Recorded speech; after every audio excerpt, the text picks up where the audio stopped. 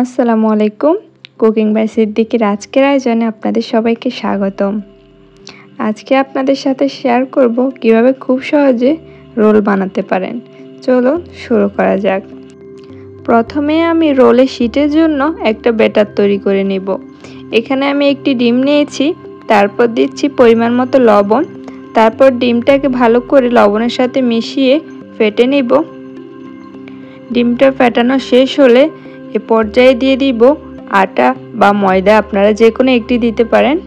তারপর এগুলো ছাঁকনিতে একটু চেলে নিব, না হলে গোটা গোটা বা মিশতে চাইবে না আটাটা।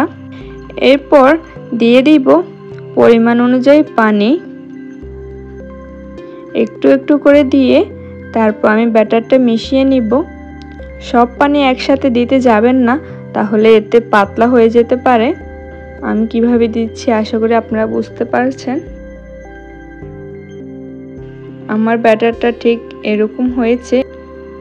এটি এখন কিছুক্ষণ রেস্টে থাকবে। এর ফাঁকে আমি রোলের ভিতরে ফুডটা তৈরি করে নিব। এর জন্য এখানে আমি দিয়ে দিচ্ছি পরিমাণ মতো তেল, পেঁয়াজ কুচি, কাঁচামরিচ কুচি। চেষ্টা করবেন পেঁয়াজের পরিমাণটা বেশি দেওয়ার জন্য। তারপরে এখানে আমি গাজর কুচি দিয়েছি, আপনারা আপনাদের পছন্দ অনুযায়ী সবজি দিতে পারেন।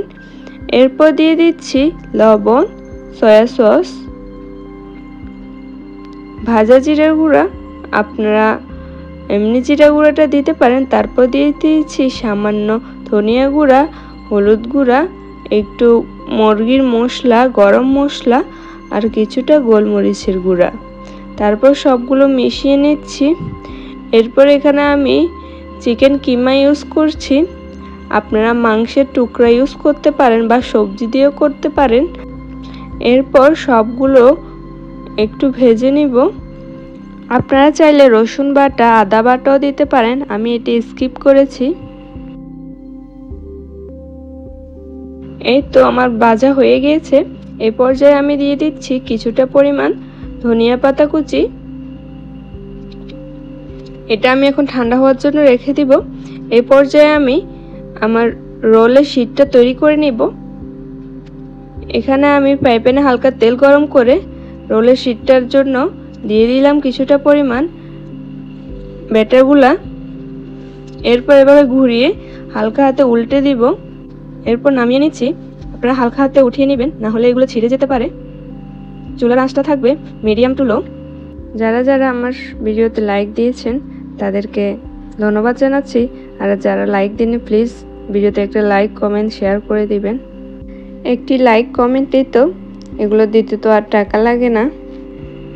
এই তো এরপর আমি ঠান্ডা হওয়ার পরে রোলটা বানিয়ে নিব। রোলের মাঝখান বরাবর দিয়ে দিব চিকেনের ফুডটা। তারপর এখানে আমি চারিপাশে একটু আটা লাগিয়ে নিব। আমি যেগুলো ব্যাটার করেছি সেখান থেকে কিছুটা আটা রেখে দিয়েছি এখানে লাগানোর জন্য।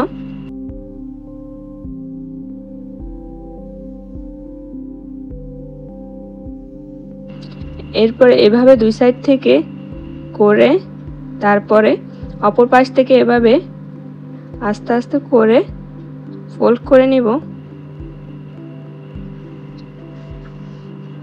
আপনারা দেখলেই বুঝতে পারবেন। এই তো দেখুন আমার একটু হয়ে গিয়েছে। এভাবে আমি বাকি সবগুলো করে নিব।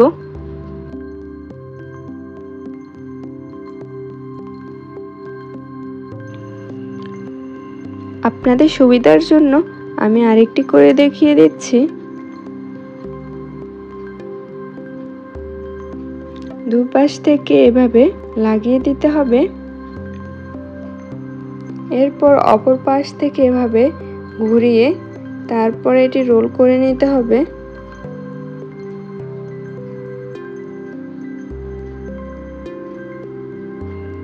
এরপর আমি কিছুটা পরিমাণ ব্যাটার রেখে দিয়েছিলাম, সেগুলোর মধ্যে এগুলো গড়িয়ে নিচ্ছি।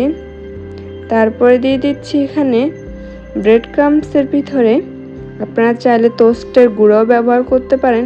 এখানে আমি পাউরুটির গুঁড়া ব্যবহার করেছি। এটি দিলে রোলটা অনেক ক্রিস্পি হয়, মজা লাগে খেতে। এভাবে আমি সবগুলো রোল গড়িয়ে ব্রেড ক্রাম্বসে দিয়ে তৈরি করে নিব।